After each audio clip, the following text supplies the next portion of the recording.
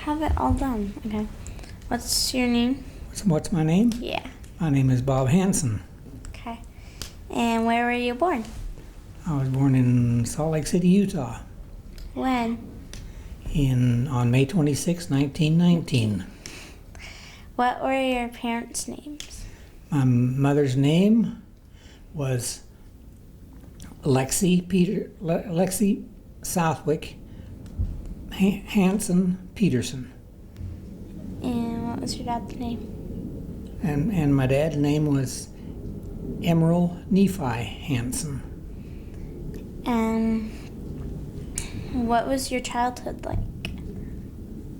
Say, What was your childhood like? what was my childhood like? It's my turn to tell my name. Say hi. Well, my childhood was, first of all, growing up in Salt Lake City until I was about 10. And then I moved to California because my father lost his business in the Depression. And so from 10 on through the time that I went into the service, I lived in California. And who are your friends? Who were my friends? Yeah, like what were their names? Well, I had a lot of friends through the years, mostly school friends and church friends. And what kinds of games did you play with them? Well, when I was your age, we used to go out in front of the church and play a game called Kick the Can. But after that, I played tennis mostly and some basketball when I was in high school. And what schools did you go to? What school did I go to? Yeah. Well, in Salt Lake, I went to a Highland Park school and through the 6th grade. And then we moved to California. I went to the, oh golly, I can't remember the name of that grammar school. Eagle Rock.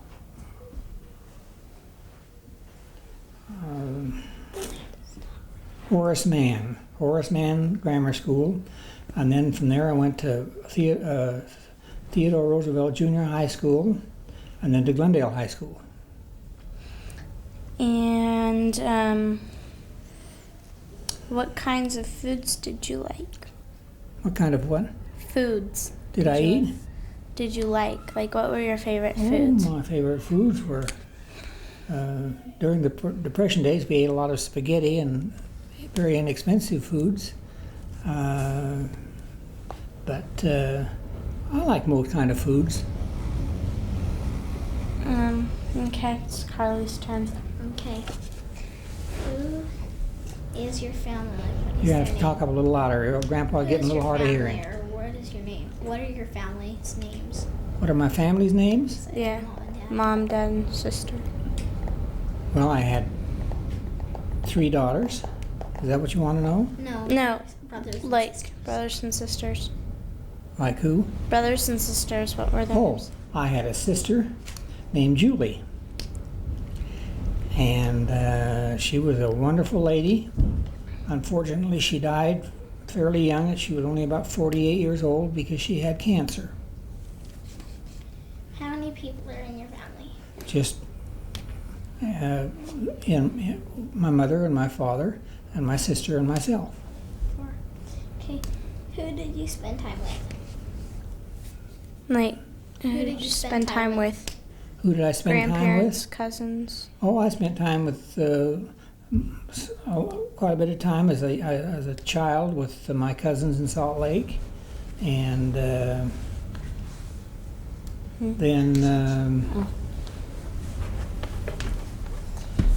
in California, when I spent most of my time in school and working. I always had an after-school job, usually a paper route, but I've worked other places too. Who lived in your house? Did all 4 of them live in your house all at once? Or Yes, we all lived in our house until my mother divorced my father in 1941, And my mother and I and my sister bought a little house in the Eagle Rock section of Los Angeles, and so the three of us moved into this house, and we stayed in that house until I went into the service, and my sister went up to BYU to college. Okay. How many times have you moved? How many times have I moved? Like during your childhood. Oh my goodness. I Let's say like Total. between when you were born and when. I lived in 1, 2, 3, Between like high school and. 4, 5, 6 different places. Some of them were houses and some of them were apartments. Okay, where were they all? And where were they? They were all in Glendale, California. And what were the addresses? What were they, what? What were the addresses?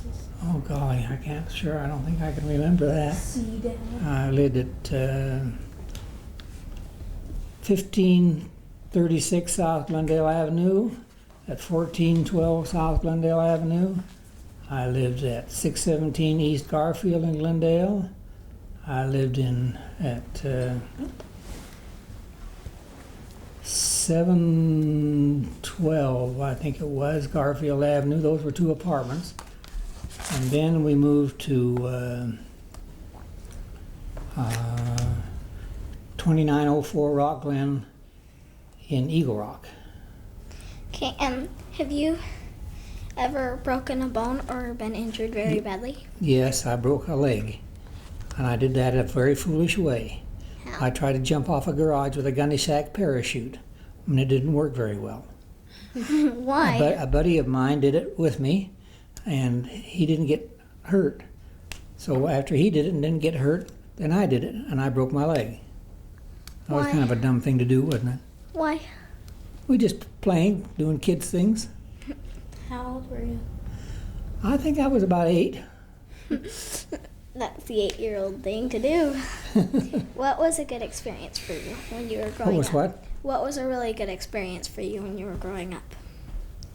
Oh, a really good experience. Well, I used to enjoy playing in the high school orchestra, and they had a Southern California Youth Symphony Orchestra made up of high school students, which I played in, and they were real fun experiences. Okay. What were other countries you have been to? Other countries I have been to. Well, I have been, when I went into the service, then I went from the United States over to Germany and France and Austria, and because I was in combat in the war, then other countries that I've been to are Mexico and Canada, and I've been to China and Australia and New Zealand and Hong Kong and Singapore and Malaysia and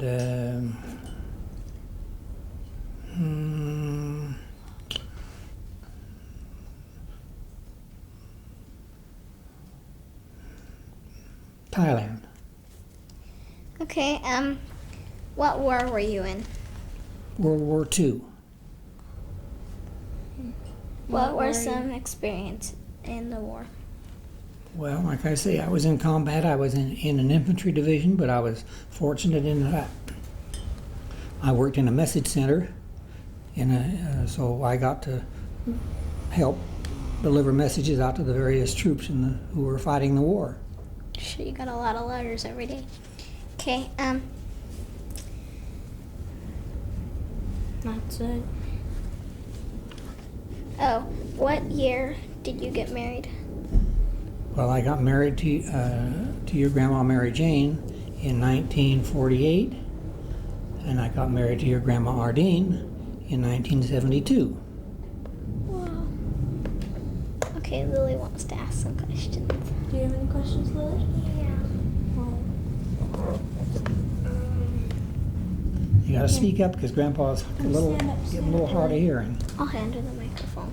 Come on over here by me and ask me your question, okay, sweetheart? What would you like to know about What's 7 plus 7? What? What's 7 plus 7? 7 plus 7? Can you tell me? You tell me. 14. Hey, gosh, you're a smart girl. Okay, ask him some questions now. Some questions about Grandpa. I don't know any. You want to be done then? Ask him about your mom.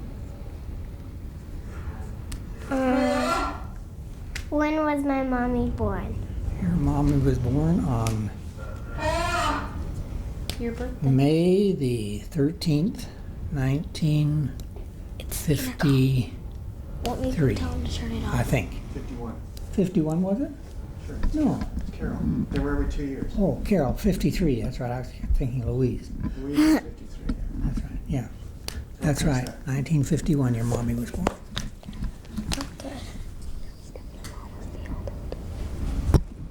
Was my mom the oldest? No. My mom Your was Aunt the Susie oldest. is the oldest. And then your mommy is next, and then your Aunt Louise is next. The She's the baby. youngest one. Okay.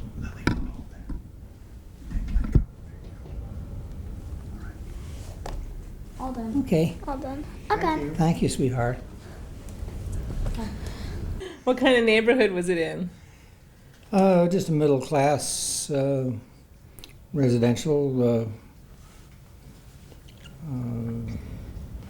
Nothing fancy about it. At the same token, not a bad area or anything like that. It was just typical middle class Glendale, California area at the time. It's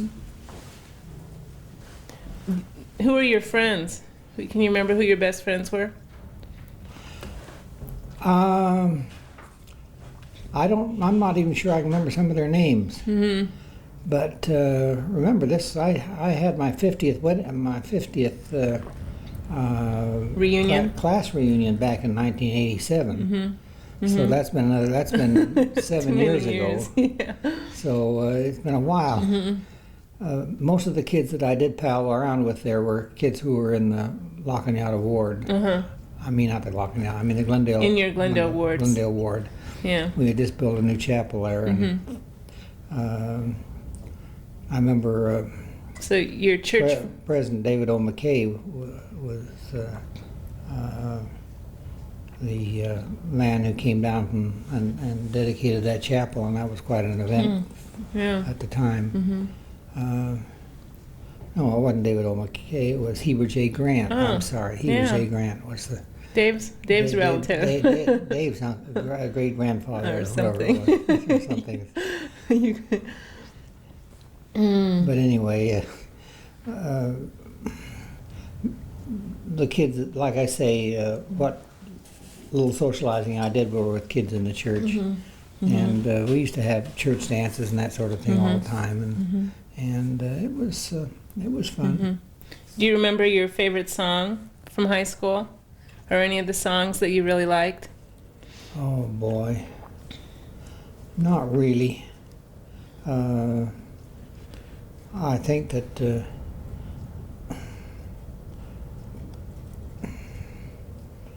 just the popular songs of that era, basically. Like I say, things that we would dance to. that sort of thing. Where did they have the dances? Usually at the steakhouse. Because and they would have an annual, what they call a Golden Green Ball, which was put on by the Mutual, and that was a real formal affair, or the boys would all wear dark suits and the girls would all wear long dresses, and we would buy them corsages, and we would have dance cards where each dance was numbered, and you'd know who you were going to dance with the next on this particular dance. Huh. It was a whole lot more structured. Yeah. So how did you figure out how you filled out your dance card? Just friends, people that you were there with. That, you'd say, well, can we have dance number 6 with you guys? And we just trade partners and dance with the other people that were in the group. And you'd always save a few out for the girl that you'd taken with you. And of course, you'd always save the last dance for the girl you'd taken with you. Oh, okay. I'd imagine there had to be some strategic planning involved with dance cards. Well, you just try to get everybody, all your friends in that you wanted to dance with, you know. Yeah. It was very interesting. Like I say, so totally much more structured than these days with the disco and. Yeah. What other kinds of hobbies or extracurricular or what kind of stuff did you do? I was in a high school orchestra. Oh. And we had fun doing that. That was one of my more enjoyable things in high school. And when we were in high school, they always took 2 or 3 kids from each school into a big Southern California high school orchestra. And as I recall, the 2 years that I was in it, we went over to Arcadia High School, and they would bring these students in from all over the Southern California area, and they had a great big, huge symphony orchestra. And we did regular standard symphonic programs. Great. And that was the sort of thing that was fun. Yeah. So that was a real honor to be selected to be in that one. It was kind of nice to be able to go and be in it. Yeah, well, that's neat. But other than that, in high school, most of my time actually was spent just in school, and the minute I got out of school, I'd immediately go to a paper route that I had, which was the longest paper route in the whole city of Los Angeles. It was 70 miles long. Wow. I would drive it in a car, and it would start at Tujunga and go all the way through all of Tujunga and all of Sunland. Wow. Winding in and out of all those streets in that valley. And that was pretty open then, a lot of orchards and stuff, or? Well, no, it was pretty well settled, believe it or not, because that was one of the older areas it was originally an area which was a health area for asthmatics and that sort of thing. They had a lot of people moved up there and built homes, or they had a number of hospitals up there for asthmatics and that sort of thing. But so I would start out right after school at 3 o'clock and start driving, and I'd get home about 7 o'clock at night every night. And then I'd have to go back on Saturdays, or go back after I'd finished my regular route and do the collections. You'd have to collect from everybody for the paper every week or every month, as the case may be. And so that really occupied nearly all of my time, all the way through high school. Yeah. How were you as a student in high school? Were you a good student? Very average student, just a very C. I don't remember getting any D's, but I don't remember getting even very many B's because I just was too concentrated on my work. Trying to make money. Trying to survive, basically. Yeah. My dad was having a hard time surviving, and whatever I could do to help in that respect I did. But the high school days were pretty fully occupied with school and work. Do you remember who you went to your senior prom with? I didn't go to senior prom because it cost $5, and I didn't have $5 to spend. Go. Oh wow. Were you ever a rebel, or did you ever hide anything from your parents? No, not really. Not really. I did get angry at my parents one time because they took my car away from me that they had given me, a little 1929 Model A Ford Roadster that I had worked for and paid my dad for the cost of the car, but he'd fixed it up. But then I guess I had broken some house rules or something, and they grounded me on it. It made me so mad that I got a paper bag out, filled it with some underwear and shirts and pants, and proceeded to get on a highway and hitchhike to Salt Lake. I ran away from home for 2 weeks, and went up and stayed with some aunts and uncles and stuff in Salt Lake for a week or 10 days, and then I hitchhiked back home again. And was this like your junior or senior year? It was my senior year in high school. So that was my one rebellious act in my life, really. That's pretty bad to run away, Dad. Yeah, I know. Well, I never heard that one before. I did. You didn't want to tell me when I was going through that phase. No, I didn't. I didn't dare tell you that. I was afraid you'd run away too. No, I was never that mad. Well, I was really unhappy. I'll tell you that. I bet. About as unhappy as I've ever been in my whole life.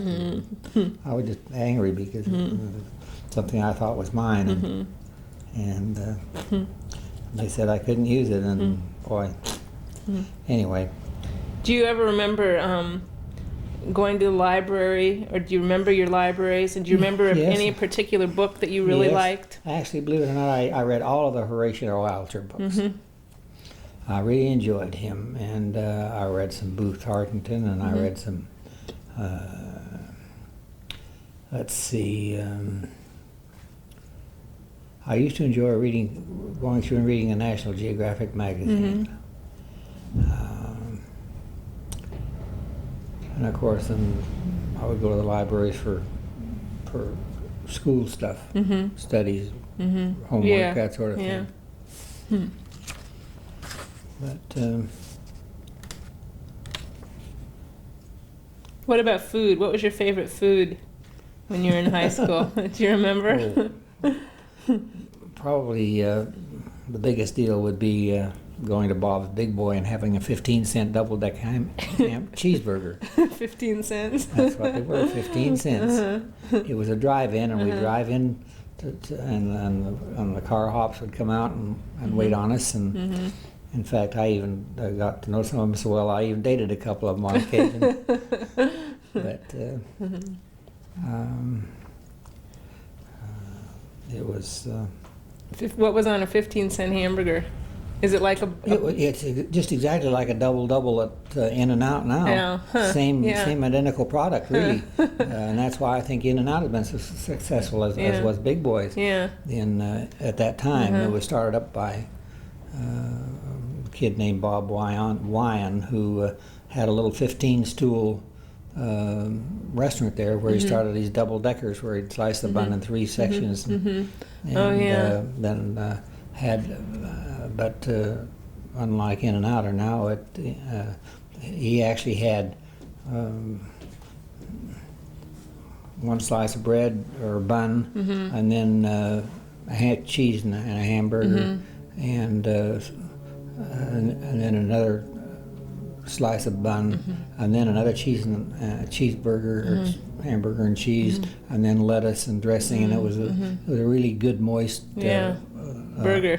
So, and we used to go there quite a bit. Really, when you get a sandwich like that for 15 cents, even though at that time I was working for about 25 cents an hour, so it was a splurge. It was a splurge. Huh. That's great. The worst job I ever had in my life was when I worked in a malt shop in Glendale, and I would go to work at 1 o'clock in the afternoon on Saturdays and Sundays. This is when I didn't have a paper out. It wasn't a Sunday paper. I guess it was just on Sundays. I don't really remember. Anyway, I'd go to work at 1 o'clock, and they would save the dishes up for me. This was a sandwich and malt shop. And so they would save the dishes up for me. So when I got there at 1 o'clock, I proceeded to do all the dishes that had been used until I got there. And I would do that, and then I would work until they closed at midnight. And then it was about 1 o'clock before I got all the dishes done and the floors mopped and that sort of thing. So I would get out of there about 1 o'clock. So I would work from 1 to 1, 12 hours for $2. That was my salary. Oh, ouch. Oh, God. So I only did that about probably a couple of months, something like that. You realized it wasn't worth it. I better go do something else. Get too burnt out. But it was one of the things that I remember because it was so much for so little. Yeah. Huh. They didn't have any minimum wage and that sort of thing at that age, and you were being taken advantage of, probably. well, they found somebody who would do the work. Who would do it? But anyway,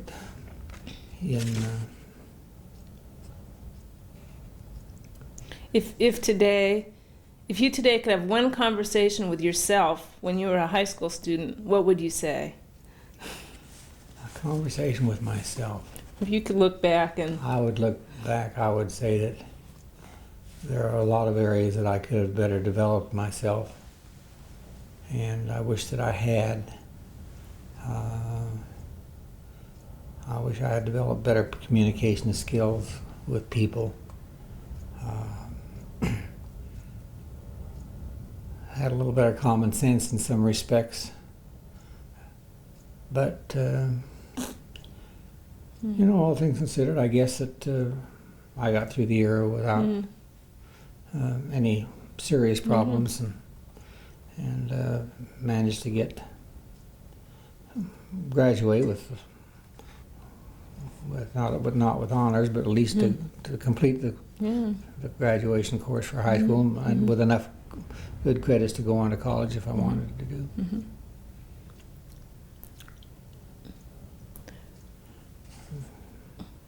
What was the best night of your high school life? Can you remember one that you thought was great? Oh, I don't know. I think probably the best nights really were several nights. I had a girl that I went with for a long time, whose name was Barbara Brown Taylor. Oh yeah. Whom you met. Yeah. And she and I went together for about 6 or 7 years. It was a purely platonic relationship, strangely enough, but we were good friends. But we would go to the Hollywood Bowl and hear a symphony concert, and then go over to the Hollywood Palladium and dance to Tommy Dorsey or Glenn Miller or one of the big bands that was there. And those were probably the funnest nights that I had when I was in high school and in my early college years. Was when you were going with her and doing that. We used to go to the beach on weekends sometimes and you know, swim and stuff in the surf. What beach did you go to? Oh, usually down to Manhattan or Redondo Beach, that area. Sometimes, in fact, Barbara's dad had a small home on Balboa Island, and we used to go down there in the summertime sometimes and use that facility. That sounds like fun. Okay, anything else you want to say about high school? No, not really. It was a rather uneventful time of my life. Other than just the things that I did, I'd usually try to get to some of the high school football games, that sort of thing, you know. But I wasn't involved in student activities or anything like that, so I didn't have too much to think about in that respect. So did you go to college right after high school? Yeah, right out of high school was right after they still hadn't, the junior college, which is there in Glendale, had been condemned because of the 1933 earthquake. So they built some tents. They were wooden floors with wooden sideboards and then canvas roofs. And down there where the present Glendale Library, big major library, is in Glendale. And on that area there, and they actually had junior college courses, which I took.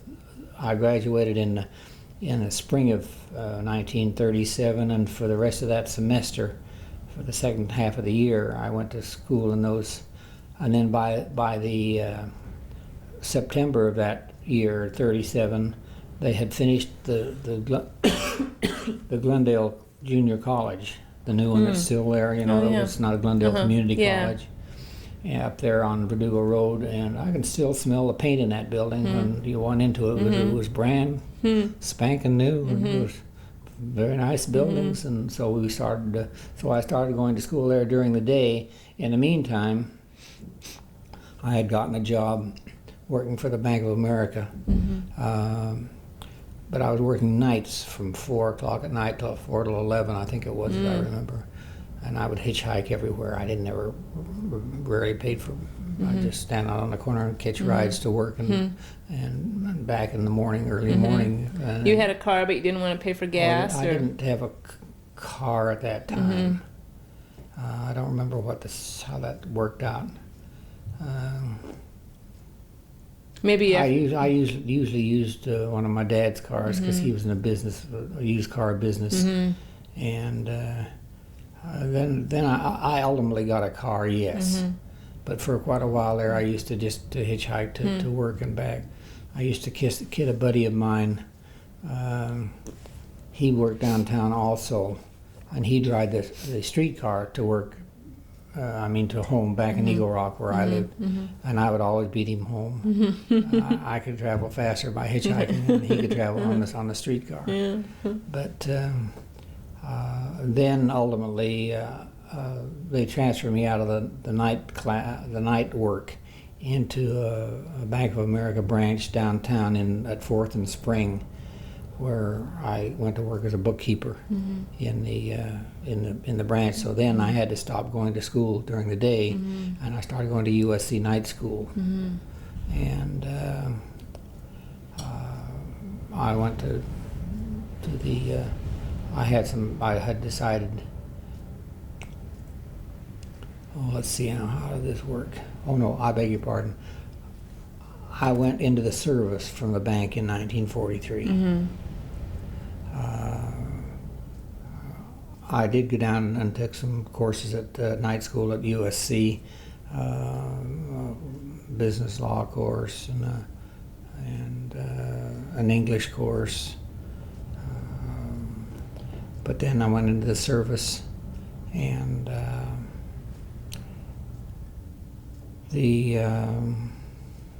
at that point my college was just simply interrupted. Yeah. I came home from the service and went back to school again, going to school both at USC and at Pepperdine, because I had certain courses which I had to meet, specifically zoology and chemistry, both organic and inorganic chemistry, which I had to complete before I could get into dental school. These were pre-dent requirements. At that time, you didn't have to have a degree to get into dental school. Just 2 years of pre-dent with specific courses, those of which I was taking at SC and Pepperdine. I used to ride the streetcar between the two. This was when Pepperdine was down in the South Los Angeles area, not out in the beach, Malibu area where it is now. Yeah. And so I took my zoology at USC nights, because that's when they gave the course. And of course, the same way with the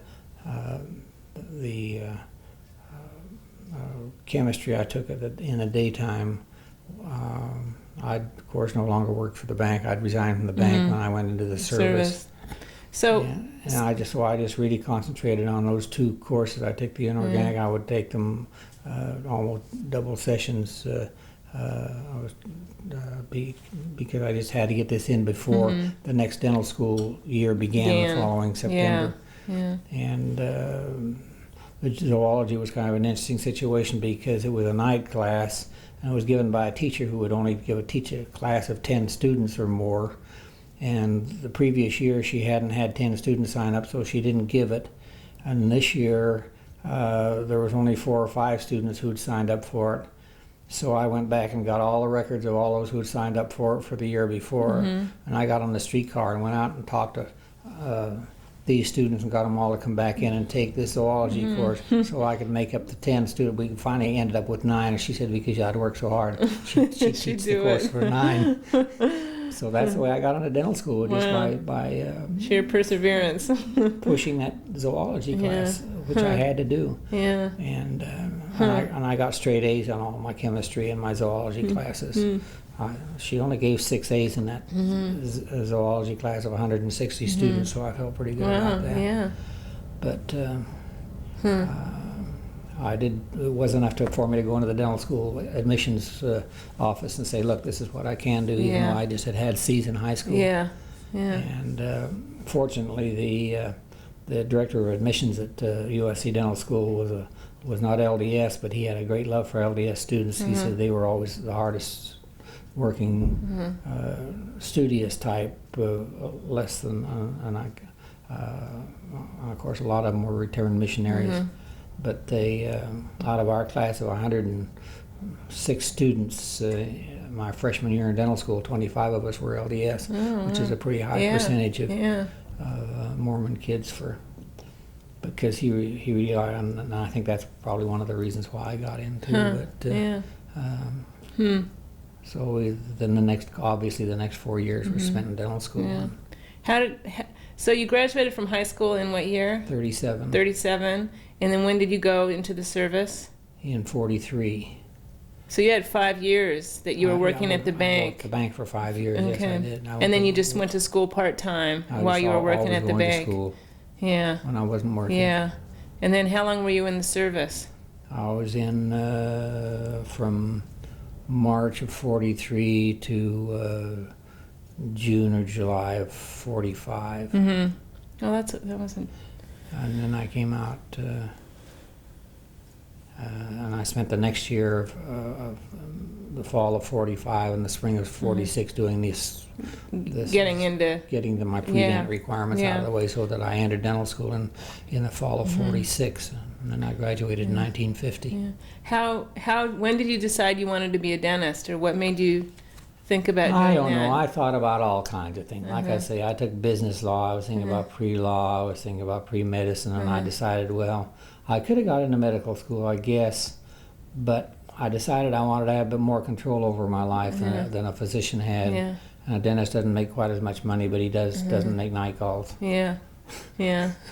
And so anyway, I decided. And then, of course, I had a couple of buddies of mine, Dick and Gordon Moffat, Oh, yeah. who were dentists or had gone through dental school, and they'd gone through on the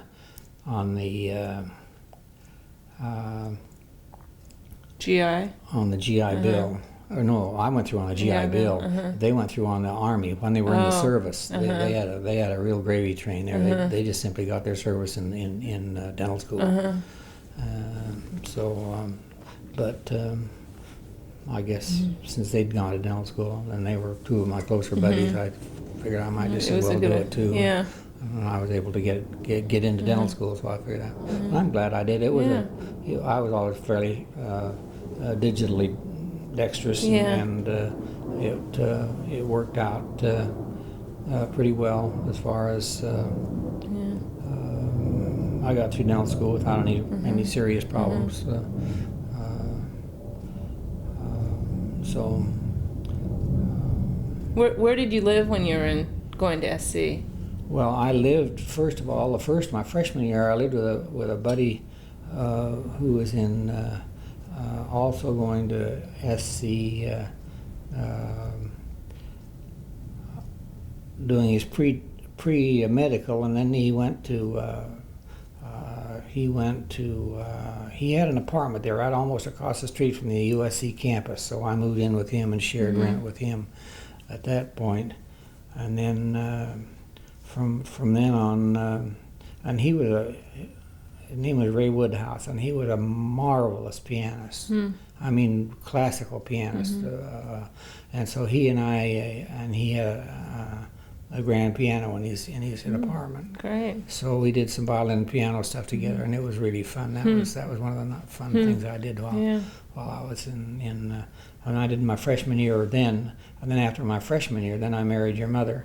Oh, yeah. And we moved into a little apartment there, 2 or 3 blocks from the campus. And we lived there until I got out of dental school. And then we moved to La Cañada up on Commonwealth. Yeah. Huh. Where did you live when you were going to Pepperdine and working at the bank? Were you living at home I lived at 2 then? or 3 different places, a couple of boarding hotels where I could get my meals and had a room, and usually had a roommate.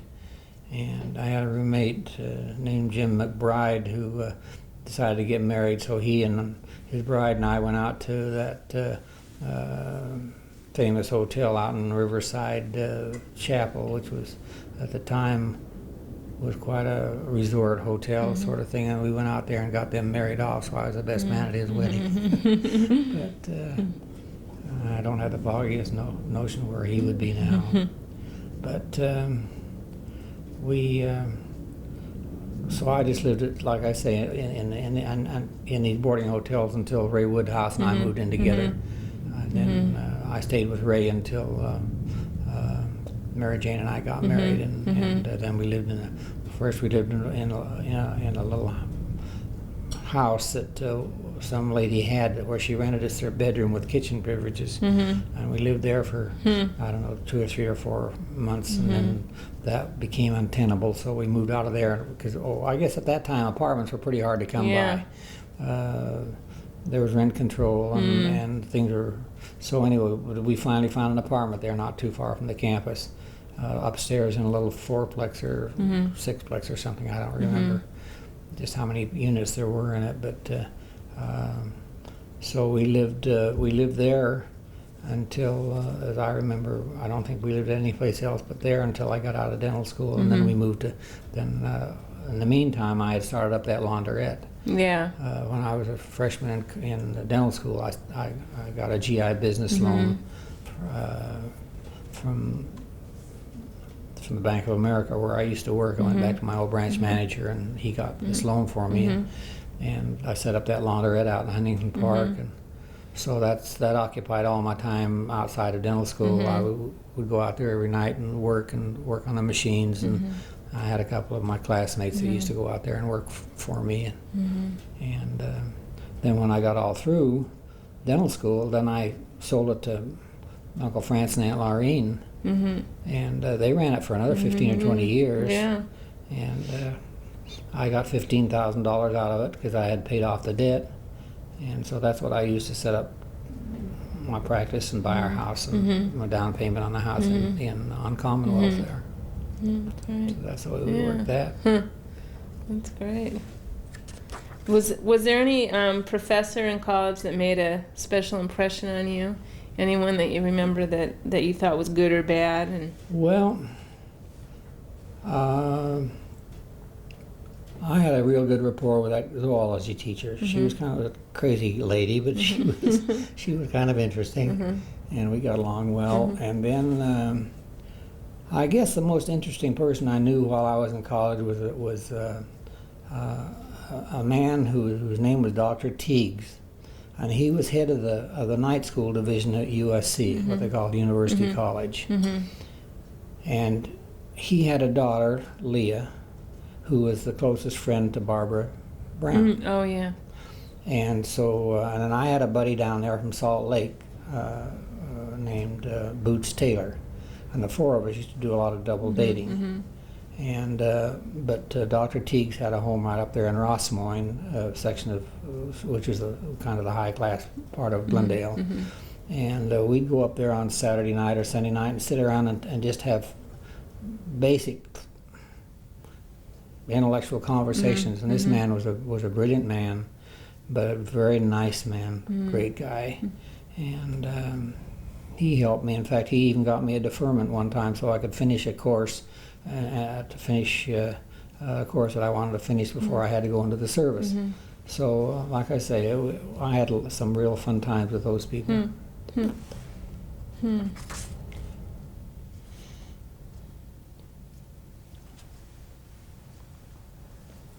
we take a break? What kind of school did he have in the service? Oh yeah. What about were you when you were in the service, weren't you also going to college too? Didn't you get some? I took some college courses when I was in the service. I remember I was taking a course in French from the University of California, but that didn't amount to a whole lot because I didn't have a chance to use it much.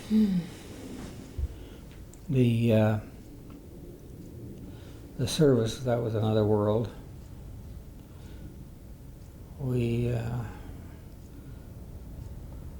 I went into the service, first of all, they shipped me to Fort Douglas, Utah for a couple of weeks, and then we were sent out to basic training down in Texas to a camp down there called Camp Hood.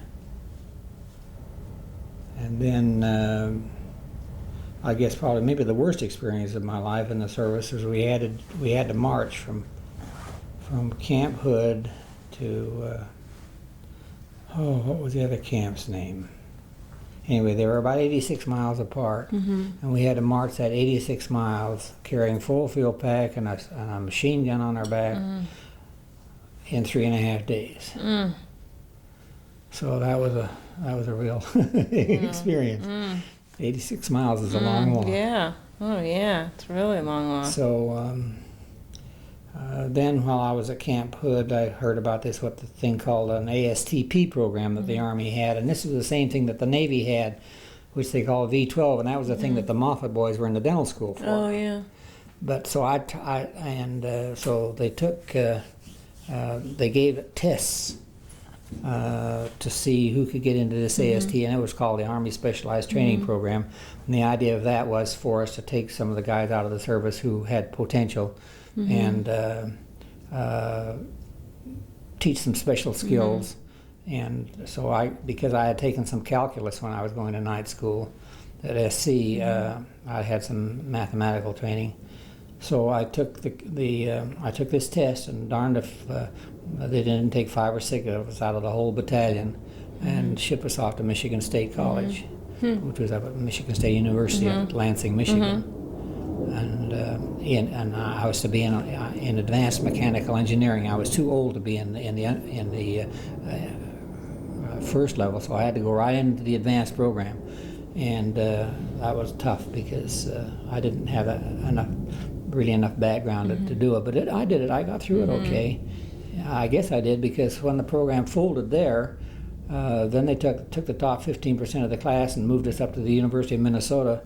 I was at Michigan State for 2 semesters, and then I went up to Minnesota, and then the whole program collapsed. And then that's when they stuck me into the 44th Infantry Division. We just all went overseas as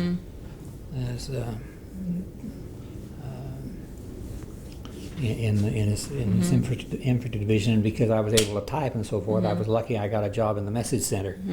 So I had compared to a lot of my buddies whom I lost over there, really, I had a relatively cushy job. Safer position. A little safer spot than a lot of them did. But,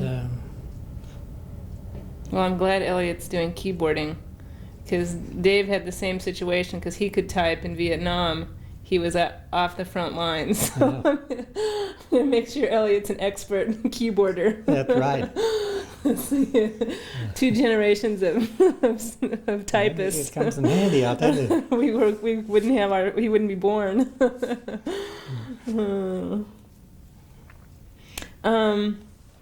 There's some other there are some other questions about the military. Do you want me to ask those now, Sure. Ken, or should we? Go ahead. In home front, that's what I call.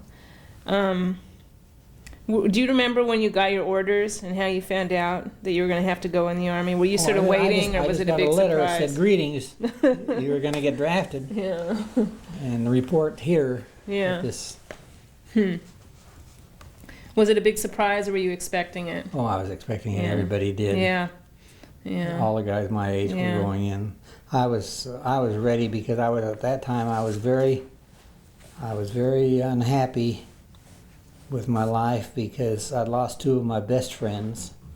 A kid named Johnny Burnson, who was my next door neighbor up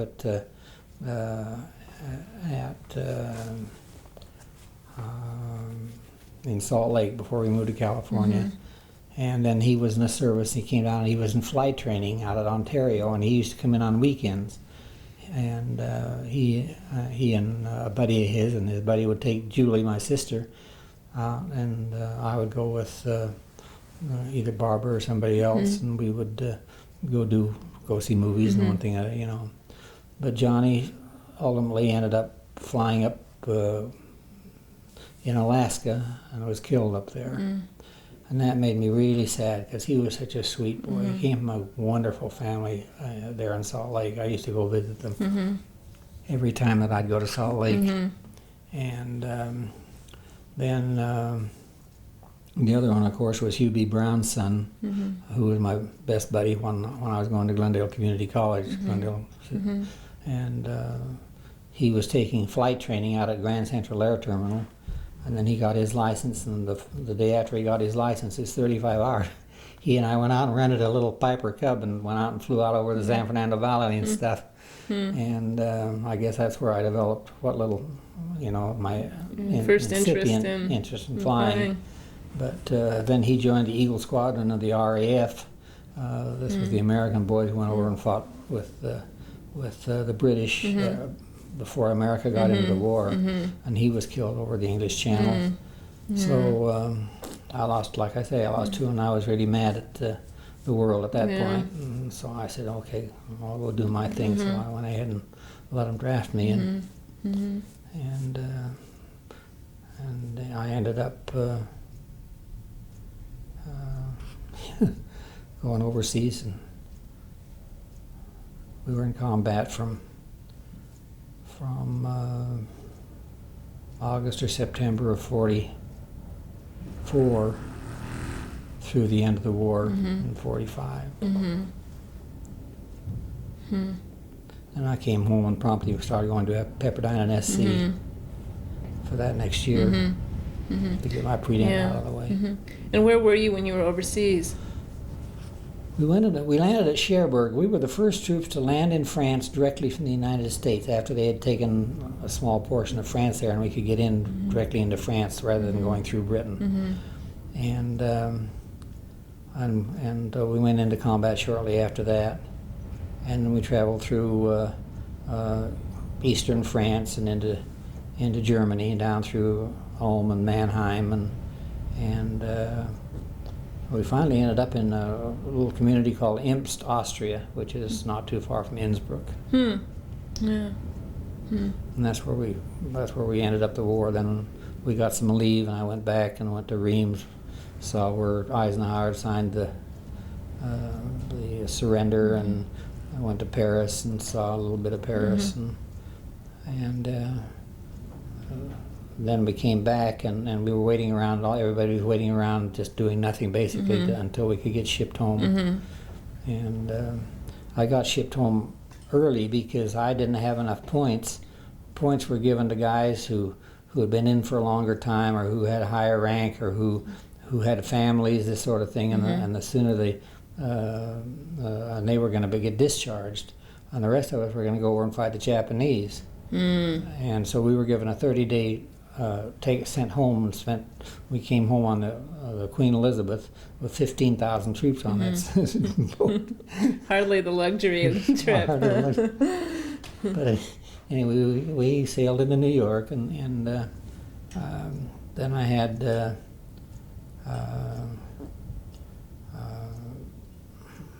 while I was in New York, they dropped the atom bomb on Hiroshima, and that ended the war. So as an end result, I ended up my orders took me down to Fort Smith, Arkansas, where I was discharged, and I was out of the service in 2 or 3 weeks' time. And the guys who had all the points were still back in Europe waiting to get shipped home to be discharged. So I got home and out before the guys who had more points than I did. I was fortunate in that respect. So I just came home to Salt Lake, where Mother and Julie were living at the time. And Julie had been at the Y all this time. And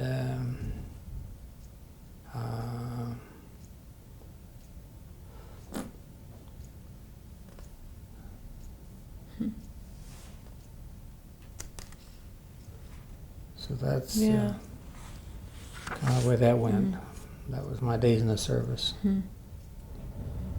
I didn't see a lot of combat. I was in some shellings where they fired artillery shells at us on a few occasions, and I lost a couple of buddies that way. But one of my best buddies, whom I got to know because he was an LDS boy from Roy, Utah, up outside of, you know where Roy is, up by Ogden. Yeah, right near where I am. And a fellow named Dan Bradshaw, I'll never forget him, one of the sweetest, nicest guys I've ever known in my life. The day before the war ended, some 15-year-old kid hit him right between the eyes with a sniper, and I lost him. And so, like I say, there were some sad experiences, believe me. But I was just grateful to get out of it and come home. Do you remember where you were when the war ended? Yeah, we were in Imst, Austria. And then in New York when... I'm sorry. when the actual VE day ended up in Europe when we were in Europe. And then VJ Day ended up while I was in New York. So I promptly went out to the Army or to the Air Force base and got on a flight going west. You just hitchhiked rides on any aircraft you could get. And we, I remember we flew from New York to Fort Wayne, Indiana, and down to Dallas, and back up to Cheyenne, Wyoming. And then back to Denver. So I mean, you went where the airplane was going, you know, as long as the general direction was right. If it was closer to Utah, you got on it, no matter exactly where it was going. So I ended up in Denver for VJ night. I was walking down the ramp to get on a train. Overnight train to Salt Lake, and they announced VJ. In other words, they had dropped the atom bomb, but there was 3 or 4 days there between the time they dropped the atom bomb in New York, when I was in New York, to the time that Japan actually surrendered. And when they surrendered, everybody was going crazy, and the whole town was in an uproar and everything. So I turned around, went back out to the town, and went out to one of the big amusement parks there, and met some other guys, and we just all kind of celebrated together. But so I didn't get home until a couple of days later. We got back to Salt Lake, and at that point, then, oh gosh, I don't really remember what the sequence was there, but I'm sure that I came back to California promptly and got back into school. Do you remember your favorite movies from that era, from your college years and military? Well, of course, probably my favorite movie was, and probably still is, Gone with the Wind. They have never duplicated that movie before or since, in terms of all of the things that are necessary to make a great movie. But I don't really remember any of the other anything else of any great consequence. You can still see them on TV, but they all seem so relatively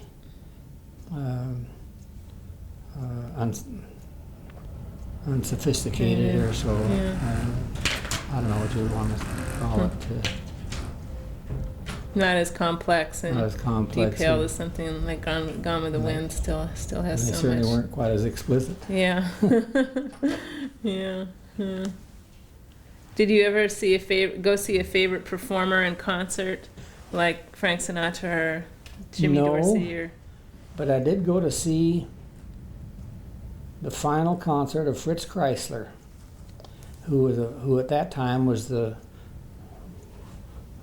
one of the two great violinists. He and Yasha Heifetz were two of the great, and he played at the Pantages Theater and I got a seat down the orchestra pit.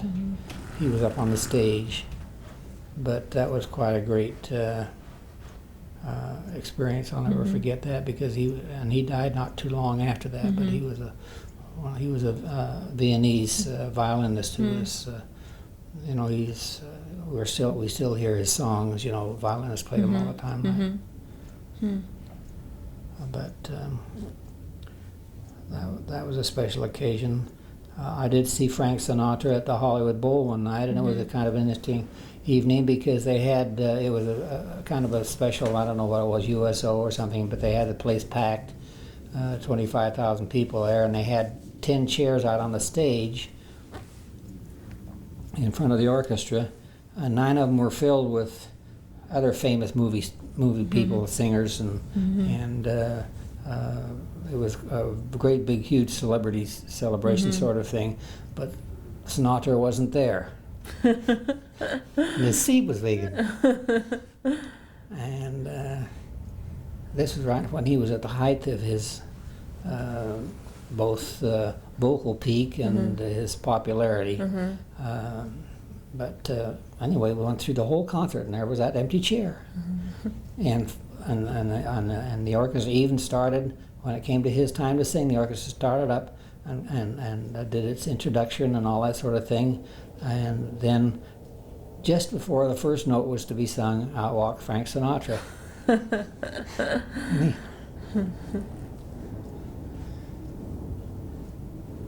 He sang Old Man River.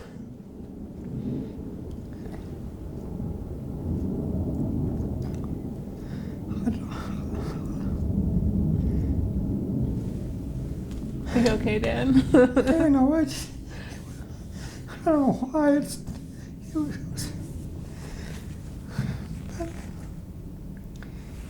he did it so beautifully.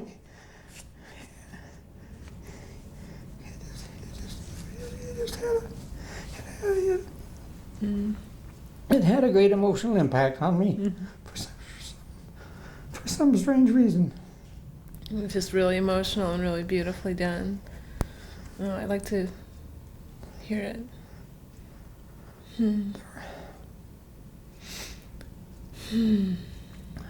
There are really not a whole lot of things in my life which have made me cry. I'm, in most respects, a very stoic person. But that was one time. That you remember it just being really, really, really touched you. Anyway. I don't know why this hit me at this moment. So anyway, there were a lot of good times. And a few bad ones.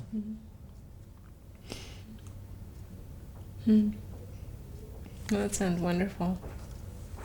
Well, thanks so much, Dad. This is really great to hear all these stories, and to have them on tape like this is wonderful too. Is there anything you'd like to tell Carol that you will remember? Do I remember what? Tell Carol something that you'd like her to remember. Tell her you love her. Oh, he tells me that all the time. We already had a long conversation this morning about that. Yeah, we. Carol, I can't express how grateful I am to the 3 daughters that I have. They have been wonderful. They have been no problem.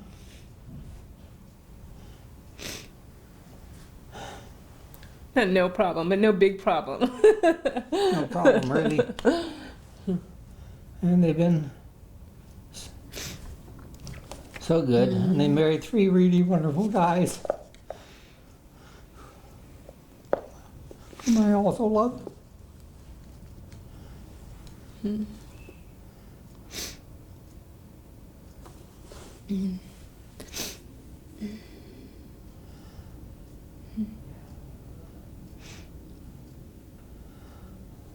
The rest of my life has been basically ups and downs.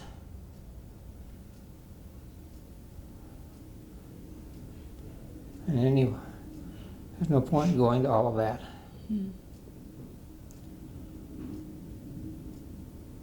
But it's such a great feeling to have all of the family here with us this weekend. All the grandkids. What grandkids they are.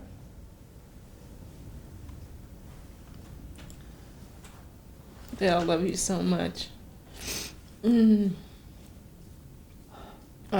don't know what else to say. I think we better knock it off. Okay, I was talking to Elliot. I told Dad this morning or last night. I asked Elliot how his day was because I didn't see him at all yesterday. He was gone with the boys. And I said, Elliot, what was the best part of your day? And he said, oh, Mom, the best part was the time I spent with Grandpa. We went to this magic show together, and it was so fun. It was just great. And I thought that was so sweet. It was the worst magic show I ever saw in my life. But he was cute with the kids. He was playing to the kids. You know, he'd bring kids up out of the audience, and he couldn't do any magic. He could juggle 3 balls, and But it was special to Elliot because he was with you. Elliot and I had a good time. Yeah. Yeah, that was the important part. He was, that's right. He's such a darling boy. Yeah, he loves his grandpa. But anyway, so are all the grandkids. Yeah. I'm really proud of them. Yeah. They're all doing well. Yeah. So Well, I can go feeling all things considered real good about my life. Like I say, it's had some ups and some downs, but I am grateful for all the ups, and I can forget the downs. So this weekend has been very special for me. I know for Ardeen too. She's worked hard, but she's been a real good sport about all of this. She's been a good hostess, and I'm grateful to her for all of her efforts. So anyway, that's, I'll say sayonara for now. let's take a break.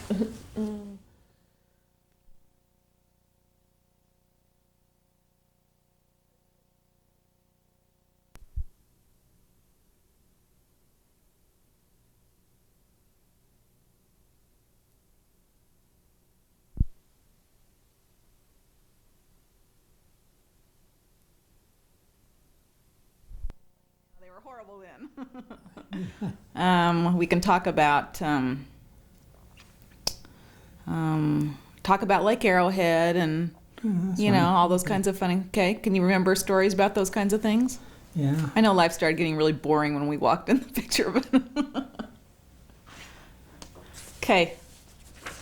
So tell me, so you got into dental school, and then Susie came along. So tell me what you remember about Susie. Well, of course, I was happily surprised that she came, and she had 5 fingers on each hand, and all of the good things. And Susie, the thing I remember most about Susie in your childhood was how she used to get up at 5 or 6 o'clock in the morning when she was only 6 or 7 years old and go in and practice the piano by herself. That really impressed me. But she's always been 25 years old from the day she was 5. And always been extremely responsible. She was always a real good student. And well, I've always been real proud of all the gals, all my girls. They all married real nice fellas that I love dearly, and of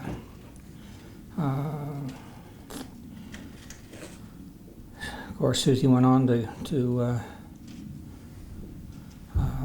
up to the Y and did real well up there and graduated. And during those years when we bought the house at Arrowhead, we always had a lot of fun up there. I remember one year we counted, and we had 250 people stay overnight and 450 people eat between between Memorial Day and Labor Day. I think that was probably the year the band came up. She had the whole high school band up there when it was wall-to-wall sleeping bags on the rumpus room downstairs. That's right, I barely remember that. And but we had a lot of fun. We did a lot of water skiing and taught a lot of people to water ski. And so I can remember you taught me how to water ski by putting your arm under my arm, and you just dragged me out of the water. Well, you remember better than I do. I do remember the time that the boat exploded and blew me into the water. Tell me they just, who was involved and the reason why. And Norm Rossell and a fella who was the teacher at the intermediate school there at the time. What was his Phillips? name? Yeah. Ken Phillips? Ken Phillips. We were in the boat, and they had filled the tank with gas. The trouble is the hose had come off the tank, so they put all the gas into the bilge, into the bottom of the boat, and when I hit the starter, it blew up. And we all, of course, dove into the lake. And it's a good thing, because if we hadn't, we'd have probably all been very badly burned. But we were burned enough that we spent 3 weeks in the hospital. And I remember the doctor bill and 3 weeks in the hospital all together came to $726. That was just yours? Or all That three was of you? just mine. Just Well, that yours. was just mine. But you know, $16 a day in the hospital is pretty good rate. Yeah. But anyway, You were burned over how much percent about of your body? 60% of my body, wherever I didn't have on shorts, basically. Didn't, And who I had got it the shoes worst? on, huh? Who- I think probably I did, because I was sitting right where the flames came up from underneath the bow of the boat up towards. They all just kind of blew up in the bottom and came up from underneath the floorboards Yeah. and the bow. But I don't think there was. We were all burned about the same. I think we all spent the same time in the hospital. But it was a very unpleasant experience. Probably the most painful experience I've ever felt in my life, because I remember when they tried to take the bandages off of me, I just kept screaming at them, "Just kill me!" I couldn't handle it. Even this surgery that I've had in the last 3 or 4 months, with both the abdominal surgery and the liver surgery, were none of them were anything like the pain that I went through in that accident. What year was that? 1959, as I recall. We had just finished our new cabin up there, and we'd sold the other little old cabin to Dr. Peters and his wife. But we had a lot of fun up there, Elred. I'll grant you that. We really did. We used to go out in the lake on 4th of July and see the fireworks from the barge out there. Roxy used to bark. Yeah, Remember that? yeah. And then and then you kids all were real good about going over and working in the snack bar at the village. And We went to music camp. pardon? We went to music camp, to Arrow Bear You music did. camp, and Susie did. Yeah, that's right. I'd forgotten about that. Yeah. But it made a nice place for us to spend our summers, and I'm glad for that experience. Tell me about Carol. Well, Carol, of course, was the middle one, and she came along She came early. 2 years later, but 6 weeks early, and she was smart enough to come on my birthday. And as a consequence, we do get a chance to call each other on our birthdays and wish each other happy birthday. But she was a real pretty baby, and still is. But I remember her more as a much fairer girl than you or Susie. Her hair was always real blonde as a child. I mean, really blonde. And she, but all you gals went through the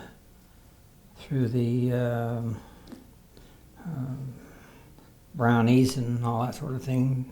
And your mother was real good about taking good care of you in those things. And so anyway, and then of course when you came along, the big disappointment in my life. I'm just kidding. No. Another girl. Another girl, yeah. I remember Dr. Jed calling me on the intercom. Of course, in those days, the fathers didn't get to go in and watch the births and all that sort of thing like they do now. He called me on the intercom. Well, he said, now you got 3 of a kind. So anyway. Now, didn't you name me Louise because you said G. Louise or something? On the way down to the hospital, your mom said, what do we name her? And I said, G. Louise, I don't know. And it would happen to be an expression that I used not infrequently at that particular time in my life. I said, I like that name. I think that's a pretty name. So we decided to name you Louise. It's worked out reasonably well. I hope you feel okay about that. No, you bet I It do. was no, at least it's not something that, I've never been one for oddball names or middle names. We just we figured you'd have enough names as you went through your life. When you got married and stuff, you didn't need a middle name at the time. So it was just Susan, Carol, and Louise, and that was it. Mm. We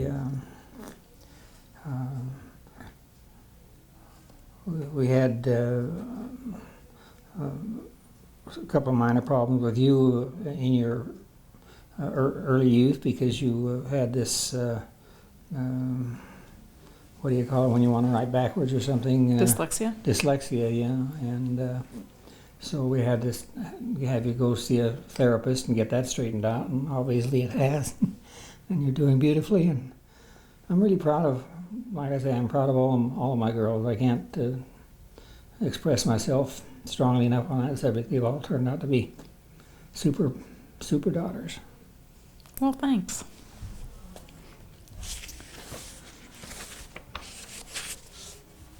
Can you think of one memorable moment about each of us? One thing that kind of stands out in your mind that. Oh boy, let's see. You know, my memory being as it is, I can't remember what I did 30 seconds ago. You have good long-term memory, though. Something that you might have surprised you or amused you, or. I'm trying to think. I remember one night Susie and I went to the junior high school and did a violin and flute duet for some kind of a function that was there, which was kind of fun. I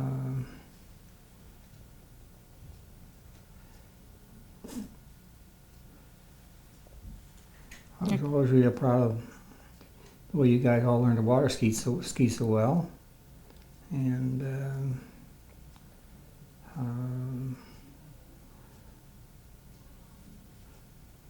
I've never really got over the fact that you managed to write all over our bedroom wall with lipstick. But that one I'll get razzed for the rest of my life. I'm sure you will. But anyway, it's it was a good thing because that wallpaper needed to be replaced anyway. If there was one thing that you could do differently in your parenting years, what do you think it would be? Oh, I think I could be a better parent today than I was then. I grant you I was pretty naive. I had no parenting in my life. My parents were not terribly compatible. And in fact, I shared a bedroom with my dad, and my mother and my sister shared another bedroom. And it was not a terribly happy childhood in as far as family relationships go and so forth. And I'm sure that has reflected on my lifelong personality and attitudes in many respects. And as I say, as I've gotten older, I was terribly naive in a whole lot of ways, and did not really know how to communicate terribly well with other people. As far as developing any leadership qualities at all. And it's something that I truly regret in my life is that I didn't perform up to what I think maybe my potential might have been in that regard. I did serve on the board of directors of the San Fernando Valley Dental Society for a couple of years, but I guess I get bored with that sort of thing, so maybe it's a good thing that I'm not very good at it.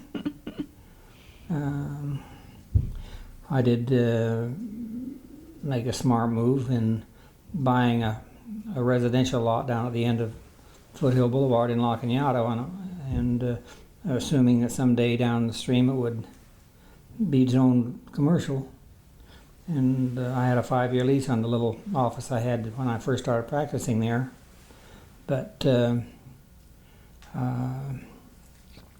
just as my 5-year ran out on my lease, they rezoned the lot to commercial, and so that building was the very first building that was ever built, commercial building was ever built on Foothill Boulevard there across the street from me. They were all grape vineyards, and Oh, I didn't know that. or a lot of them, a lot of it hadn't been developed yet.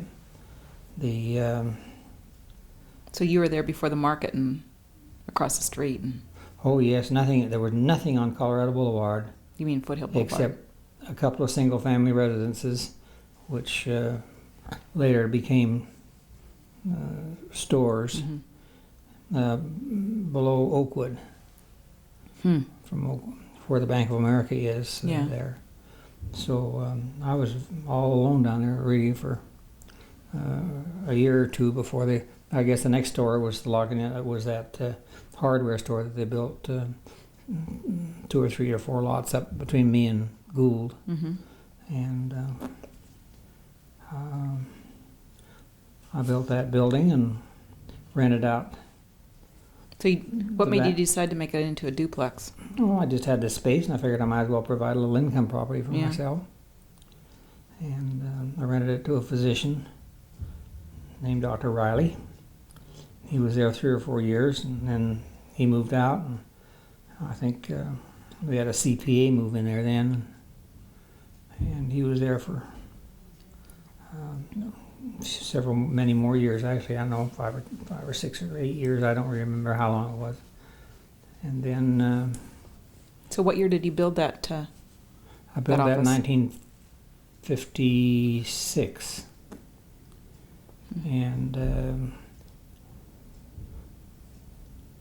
after Ardeen and I got married, then she moved into that suite and practiced law in there for a while, and then I sold the building to Dr. Ho, and that's been a very pleasant experience. Matter of fact, they were up here just 2 weekends ago and spent the weekend with us, and we spent. He's a Chinese fellow who, when he bought the practice, he was still wearing braces, even though he'd been teaching, even had been on the teaching staff at USC for a year or two. A really outstanding dentist and a wonderful Christian gentleman, and they've got 4 boys now, and they all came up, and we had a real good time with them on the weekend. But it's been a very pleasurable transaction selling it to him, because he's, like I said, he's both good and also a good human being. What makes you feel good That's doing that? worked out well. Have you talked about some of the places that you've lived? Did you talk about Yes, your? I talked about the houses and places that I lived. Did you talk about the house that you and your mom bought? Was it in Glendale? No, it was in Eagle Rock. Eagle Rock? I think I talked about that, yes. And however, it was only about 3 blocks from Glendale High School, because Glendale High School was real close to the Eagle Rock boundary, and I lived literally 50 feet over into Los Angeles, and theoretically I was supposed to go to Eagle Rock High School, which was clear across town, and I didn't want to do that because I had already started in Glendale High School. So I changed my address to the Moffats in Glendale, and I chuckle a little bit because theoretically I was illegally in Glendale High School, and if they'd known that, they'd have taken back my diploma, and I'd never graduated from college, and I could have never gone to dental school.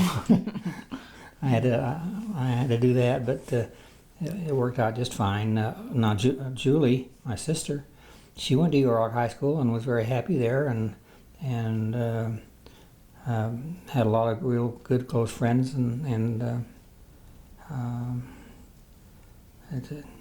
I just wish that the good Lord had blessed me with some of the qualities that she had, because she was one of these people who was everybody else's best friend. I remember, as you probably do, for her funeral, they had 2,500 people at her funeral, and I've never seen a funeral as big as she had. In fact, the driver of the limo that drove the hearse or something told me that he had never been at a funeral where there were so many people, and he was from Forest Lawn, so that's saying a whole lot for her. But she was a marvelous human being, and I truly miss not having some of her attributes. But you kind of take what you get these days, I guess. Now, you've always impressed me because you've always known what any car was, especially the earlier models. Oh, well, yeah, my dad was in the automobile business.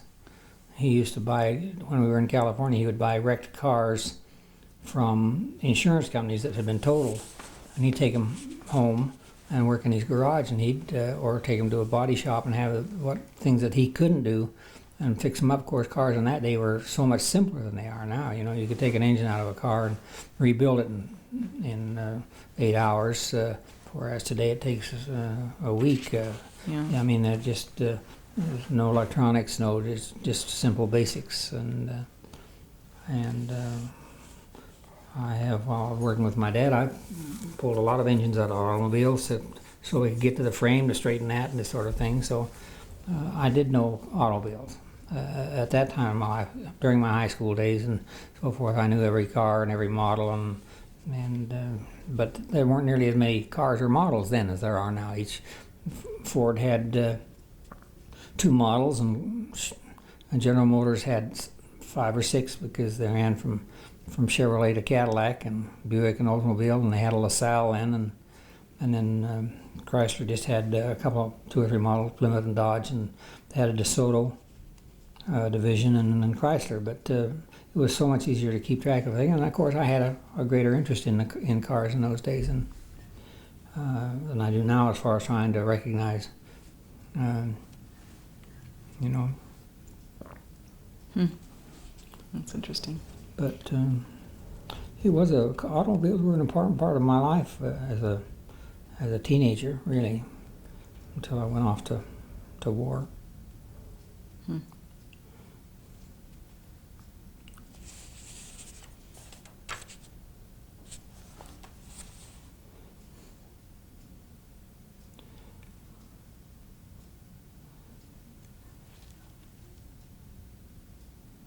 Tell me about how some of the inventions through your life have. Well, I mean, because of course, television came into being during our early married years. In fact, to my knowledge, I was the first kid in dental school to have a television set, because I was lucky enough to have that laundrette that I set up and my mother ran while I was in school, and I'd go after school, go down and repair the machine or do that sort of thing. And that was the 5th laundrette west of the Mississippi River at that time. They just were getting started then. What gave you that idea to do? I went into the first one in Los Angeles. In fact, the only other one in Los Angeles. And what did people do which before? was down close to USC, and I saw all these people waiting around for 45 minutes to an hour to put their quarters in these machines. And what did people do before they had laundrettes? Did they just wash in the sink? They had self-serve laundries where they had the old-style washing machines with tubs, and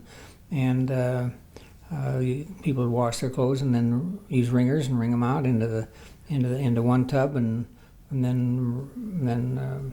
But people didn't put their quarters in those. Oh no! You paid I don't know, by the hour or something like that to use use this equipment. Oh. Or most people in those days had their own washing machines. A lot of people, they were simple, very simple old-fashioned washing machines, which had ringers on them, and then then you take them out and hang them up on the line. So did you have to affix a coin machine on? Oh yeah, the machines came. I bought a franchise, and the machines came with. No, we didn't have any coin machines. We just simply, people come in and they wanted 2 washers, so we charge them 50 cents. And they could wash 2 washers of clothes. We had a desk there, and people would just simply come in and pay for how many machines they needed. And we used to charge 25 cents a load for. So where did you get the money to front this enterprise? Well, I borrowed it from my old bank and my old ping pong playing banker buddy that he was the manager of the branch that I worked at and before I went into the service. Do you remember what it cost you to? Yeah, sure. It cost me, yes. But I borrowed $7,500. I think I had saved up while I was in the service and so forth, probably maybe $500. And with that, I was able to buy the equipment and set up and do the restorative work to the building. Those machines had to be bolted down to concrete slabs, which were about a foot thick, yes, because they didn't have spring absorption systems in them, so that if you didn't bolt them down, they'd rock you right out of the place.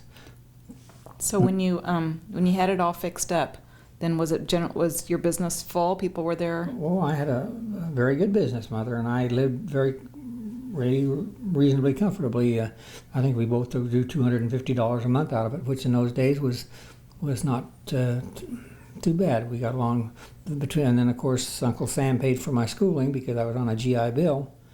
So we got out. In fact, when I finished, I paid off a loan and had a few dollars in the bank.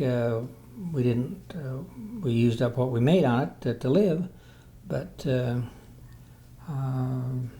we did have enough money left. And then I sold the laundrette to my aunt and uncle, to Aunt Laureen and Uncle France, and they kept it for another 15 or 20 years.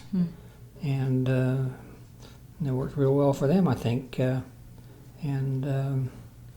They, where was this? And I got $15,000 for the business from them, and that's the money that I used to set up my dental practice and put the down payment on our house on Commonwealth. Where was the laundromat?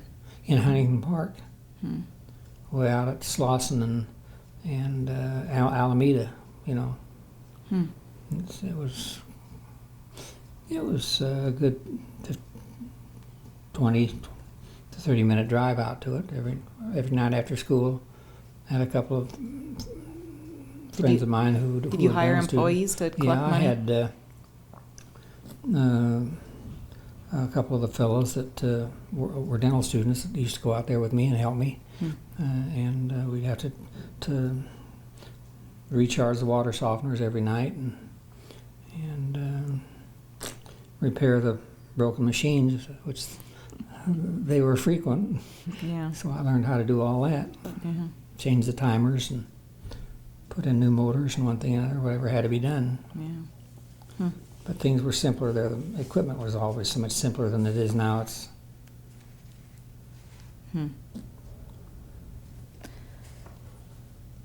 Well, I know that ice cream is one of your very, very, very favorite things to have at night. Tell me some of your other favorites. Oh, golly, I like... When you were a little kid? What kind? And you... I don't have any recollection of being particularly fond of any particular... Like I say, ice cream has always been a favorite food of mine. But then I always liked pie and cake and anything else that was good tasting, you know. As far as... I never remember you turning down a good dessert. I've always liked What's your Italian favorite? and Mexican food too. What's your favorite kind of ice cream? Oh, that changes from month to month. I remember you always liking chocolate chip. Well, You like chocolate chip I like for chocolate years. chip. Now I get cookies and cream mostly. But it's the same combination: vanilla ice cream and chocolate. Do you have a favorite book? Have you read much? Done some reading in my life. Trying to think.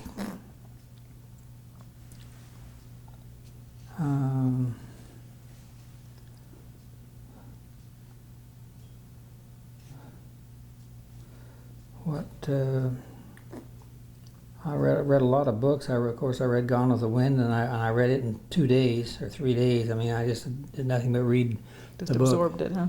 It was a real page turner. And as a child, I read all of the Alger books. What were they called? Horatio Alger. He was always the young boy who started out poor and ended up rich. It was always a moral and a success story, and I guess that probably motivated me a little bit as I went through my life. Do Do you have a favorite song? Or favorite piece of music? Yeah, I think my favorite piece of music is the Brahms Violin Concerto. Even more than the Mendelssohn? Hmm? Even more than the Mendelssohn? Yeah, well, the Mendelssohn I could play. The Brahms I couldn't. But the Brahms had more substance to it, I think, and more power and depth than the Mendelssohn. Mendelssohn is a little light, relatively speaking, but it takes a real artist to play it, which I am not. What kinds of music did you enjoy, like when you were in the military? And Well, I didn't like military bands very much. but I mean, I always just enjoyed good. I went to symphony concerts from the time that I was 10 on to the Hollywood Bowl or the Philharmonic. We went to a lot of concerts. I know you love to go to movies. What's your favorite movie? Well, Sue or Ken asked me that, and I think I can safely say that Gone with the Wind is probably my favorite movie, the best movie I ever. Even more than Fantasia? Yeah. Fantasia was real. It would certainly be one of my very favorites. In fact, I even bought it and have a copy of it on my video. Do you even think that, do you like Fantasia because of the music? Yeah, right. Well, and of course the characters and the construction of it were outstanding. And it's a wonderful movie. But I don't really. I've seen hundreds of movies, and there's not very many of them that really stand out as being worth remembering very long. What about sports? Well, kinds I've of always been things? a great sports fan. Did you ever participate in sports as a child? Yeah, I played tennis in high school, and I played some basketball in high school. My only claim to fame in tennis is that I was on the tennis team with Ted Schroeder, who ultimately went 3 or 4 or 5 years later, but went on to win the Wimbledon tournament in England. Wait, so did you went to high school with him? Yeah, I played some tennis with him one time when we were on it. So did he beat you? Oh, did he ever beat me?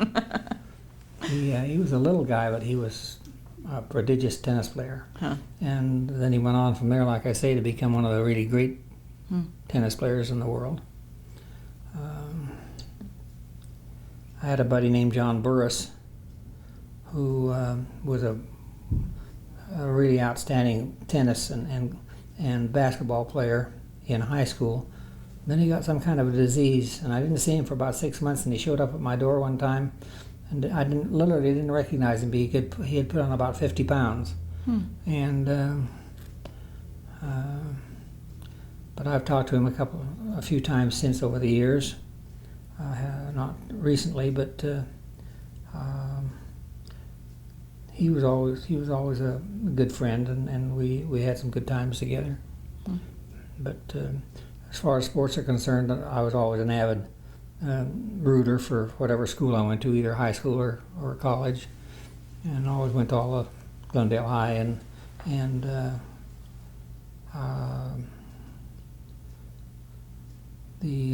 USC games. And in fact, we had a lot of fun. Many times went up to Northern California for the SC Stanford or the SC Cal game and that sort of thing.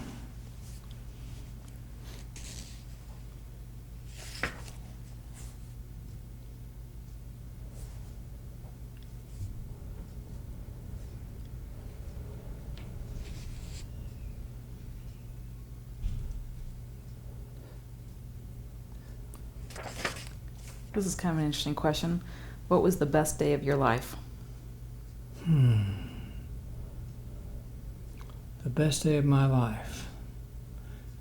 I think the best day of my life was the day that I learned that they were going to take me out of the Army and send me to Michigan State in this Army Specialized Training Program, and it had the potential, theoretically, for me to get a commission and advance in the service. And the only problem was that the darn program folded up after a year, and they never did finish it. and I ended up in infantry division, and that was probably one of the saddest days of my life, believe me. So that was, but I can still remember calling my mother from Camp Hood, Texas, and telling her I had been accepted in this program, and they only took 6 out of a whole battalion of people, and this was for advanced mechanical engineering, because I had some calculus and one thing and another, and had taken some tests and passed them apparently, so they did take me into the program. But and I'm sick that they did never finish it. The Navy had a comparable program called the V-12 program, and they finished all their people that they took into it and got them through and gave them commissions. But the Army didn't do that. They just chopped it off and sent us all back to the Army again. And that was one of the big disappointments in my life, really. Which more do you want to go, Ken? Ask about some of his professional experiences, accomplishments as a dentist, and well, of course, I practiced dentistry from 1950 to when I graduated from dental school, and I opened my first little office there in La Cañada, and it was a tiny office, and it had just how many dentists? One operatory, one room. How many dentists were in La Cañada at the time? I was the second one ever going to La Cañada. There are now something like 25 or 30 in there. And who was your first patient? Oh, I don't have the foggiest. You don't remember, huh? Don't remember who my first patient was. One of my first patients was Bobby and Van. But do you remember Polterra family in La Cañada? They were some of my first patients. I just don't remember. I'm terrible at names anyway, always have been. I did have an interesting experience the other day while I was in California. I'd stopped into Dr. Ho's office. We had gone out to lunch the day before, and then the next day, Carol Taylor, who was my hygienist for quite a few years, was coming down there. She's also an RN, and she was giving Dr. Ho and his staff and the staff of the dentist who is now occupying the other suite in the building. I think I don't know if he's a pediatrician or an orthodontist, I forget. Anyway, he had one of his girls over there too, and Carol was giving them CPR instruction. She had come down from Big Bear, where she's now working up there as a hygienist and a ski instructor. And So you had you started your practice in 1950, right? 50, and then. Oh, I started to tell you one of the rather memorable occasions that when I was practicing dentistry that I'll remember is that I had a patient by the name of, and this is incident. Don't let me forget to tell Susie that Libby Gunn said to say hello. She was a classmate of Susie's, and but Libby was about 4 or 5 years old at the time, and she was out in the reception room and kicking up such a fuss, and she absolutely refused to come into the dentist. And she was crying and screaming and kicking and just making a real pain in the tail feathers of herself. So I walked out, and I said, Libby, we're going to do this. And I picked her up literally and carried her in and sat her down in a chair. And I looked her right in the eye and said, we have to do this. We're going to do it, aren't we? And she kind of looked up at me and she said, yes. And from that moment on, she and her family were patients for all the years I was there. And her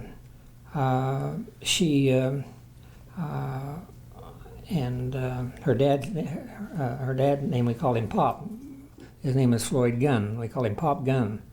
And but anyway, when I was talking to Ken Ho last weekend when we were having lunch, he told me that Carol was coming up there, and we got talking about dentistry, and I asked him if any of the implants, some of the work that I had done years before, was still in place. He said, oh yes, he says, a lot of it's still there. And he said, in fact, and he started naming off 2 or 3 patients. He said Rosemary Gunn, who is Libby's mother, still has her implant, and he'd seen her fairly recently. And I said, oh, how are the Guns anyway? He said, well, Libby's now a manager of a Bank of America branch in Glendale. So on my way down into Glendale that day, I had gone over to see some friends in LA who he's suffering from prostate cancer. So I usually make it a point when I go down to go over and see how he's doing. And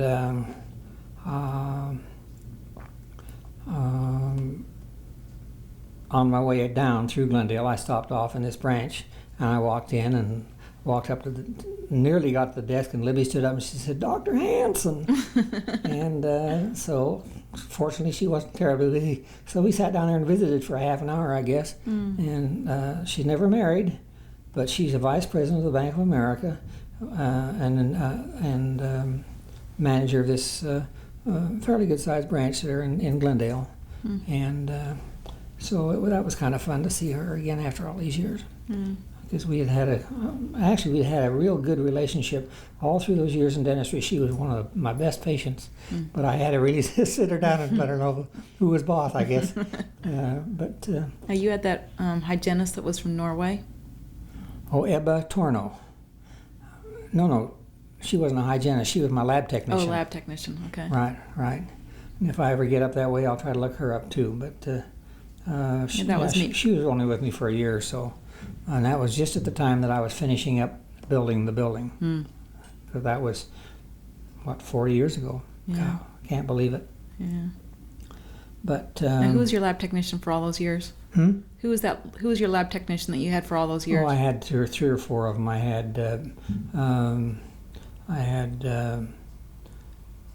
Bill. Yeah, I think he's the one I remember. Isn't that terrible? Pedersen, Bill That's Pedersen. Right. In fact, I'm still using a wedge that he gave me for my birthday 25 or 30 years ago. And then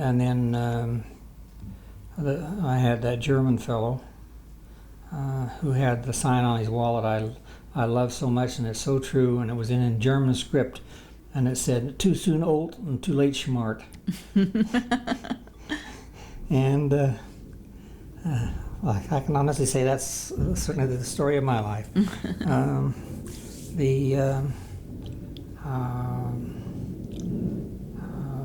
I had wife. I remember his wife's name was Doris, and I can't remember his name. And who was the hygienist that had the aneurysm? And then my hygienist that I had there for a long time was Mickey Stabler.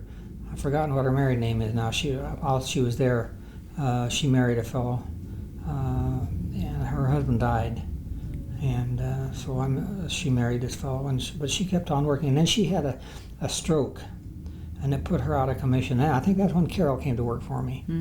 Yeah. Because I remember Mickey would always show me the mirror and say, "See the monkey." Yeah, right. She was really good with kids. Yeah.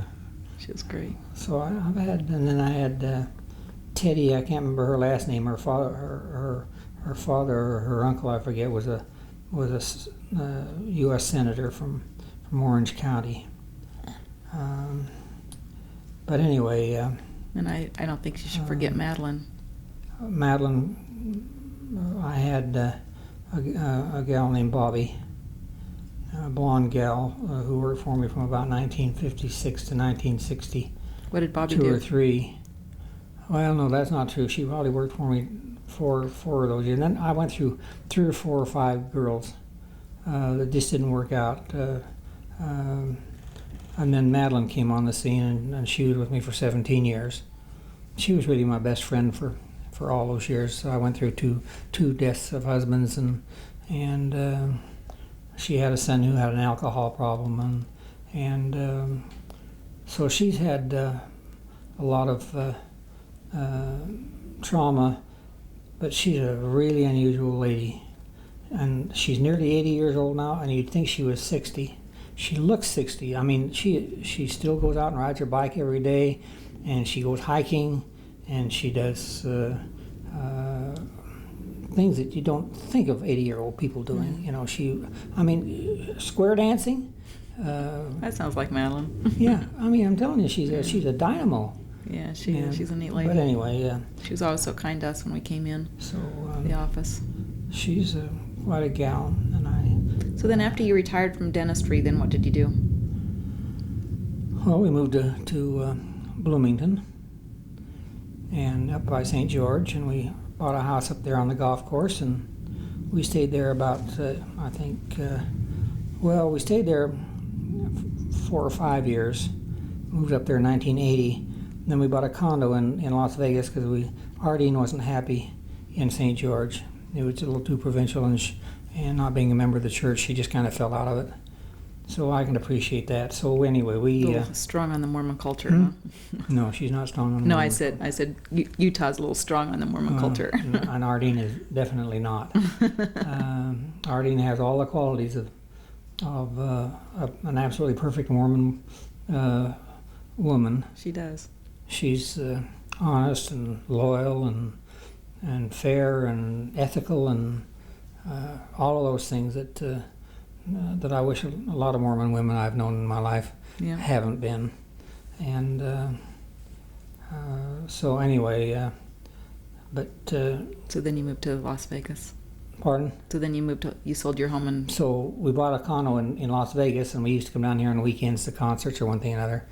And then we finally sold our house in Bloomington. We were there all together 8 years. 1988, we came down to here and we bought this house in Las Vegas, and we've been here, like I say, for 6 years, yeah. So then you've, you've acquired properties and you've gotten... Well, yeah, not back in 1979, we bought a 140-unit apartment house in Abilene, Texas, and we've had that ever since. I also bought 110 units in Hollywood, which I sold, and I made the mistake of taking that money and investing it into a 700-unit mini storage, just at the wrong time, just when prices were sky high, and a year later everything collapsed, and I ended up by losing that, and it cost me about $750,000 in after-tax dollars. So that's why I don't begin to have as much money in the bank as I might have had otherwise. But we're getting along just fine, and So then you acquired Tenant Tracker? And then about 4 years ago we acquired Tenant Tracker, which is we own the dealership for Nevada and Arizona, and it's a very interesting business. Apartment owners and managers use us to pre-screen tenant applicants, and as a consequence, we go to the major credit to companies like TRW and TransUnion and CBI Equifax, as well as the unique part about Tenant Tracker is that we also have all the managers send in to our database their problem tenants and what they've done, and their conduct, basically, so that when they move out and try to go someplace else, the someplace else knows what kind of tenants they were, so that if they've been problems before, they don't want to take them, and we use them in our property in Abilene, and it's been very helpful in catching skips and deadbeats and trashers and this sort of thing. Yeah. So we've had that now for about 4 years, and it's working out really quite well. I've got about between 35 and 40,000 apartments in Las Vegas who are that is units, both single family. Realtors who have single family rentals, as well as apartment owners and managers. So that continues to climb. Really, it's been very, very worthwhile. That's neat. I'm going to change the subject because one thing that has impressed me in the last month or two as I've come down here a lot is when I was at the hospital, your home teachees came and visited you, and the bishop came and visited you, and I know throughout my life you've been very supportive of the church, but you haven't been active. And so tell me a little bit about why you became active in the church. Well, I just decided it was about time I straightened up and flew right. Tell me a little bit about. Well, I'm in the group leadership of the High Priest Quorum here, and in fact, our High Priest group leader is the fellow who has been kind enough to loan us. He has a beautiful home over in the area here in Spanish Trail where all of the $1 million plus homes are, and he has a guest house. And I called him and asked him if he was gonna, if his guest house was occupied. Frequently, he actually has missionaries in there, but it wasn't. And so not only did he lend us his guest house, but 2 bedrooms besides. So we were able to accommodate all of the 18 or the 16 guests, namely 3 daughters and their husbands and 10 grandkids, and it's worked out really very well. And the comment they've made to me is that you're the best home teacher they've ever had. So tell me what your definition of a home teacher is. Oh, I don't know. I just go visit them. You're but modest. I make sure I get there every month and have a word of prayer with them and talk about. Do you leave a message with them, or do you talk to them? Sometimes we talk about the church and some of the things that are important, and but it's probably more social than religious in that sense. What kind of church service have you done in the last 20 years? Basically just home teaching and priesthood activities. I've never been involved in teaching any classes or holding any offices of any, except the one that I have now. They say you're good at it. But mostly I've just developed a testimony and the desire to forgive and try to forget as much as I can some of the things that have happened in my life that have not been as pleasant as I would like to have had them. Could you bear your testimony to me? To you? You bet. I have a firm belief in the Lord Jesus Christ and His Father. I believe in His atoning sacrifice for me. I have a full faith in the gospel. I want it to be a part of my life. I support the presidency of the church and all of those who are working for my betterment. It's just, like I say, I guess I hate to think of it being a motivating factor, the fact that, because actually I was just as involved before I got this cancer as I was before, so I don't think that this has been the thing that has caused me to, really hasn't changed me. I've been active here in both in Bloomington. I was always was going to church down there, and Arlene has been very supportive. Never ever suggested that I take her someplace on Sunday when I should be going to church, and she is always with me, and we kneel down together every night and say our prayers together. So even though I don't know how much of it means to her, because it's just an area that we don't talk about. But as far as she does not cannot accept the church. She feels it's more of a cult than she can handle. But by the same token, she's extremely generous in supporting me and what I want to do, and so. But I, like I say, I believe the church totally and fully, and and I regret the years that it went by when I was not as active as I should have been, and when I should have been there with you kids, really, and wasn't. These are the things that I'm counting on the principles of repentance to help me get through the pearly gates. But yes, I'm a good, firm, staunch believer in Christ and in the gospel. Thanks, Dad. I love you. I love you too. Love all you girls. I am so proud of all of you.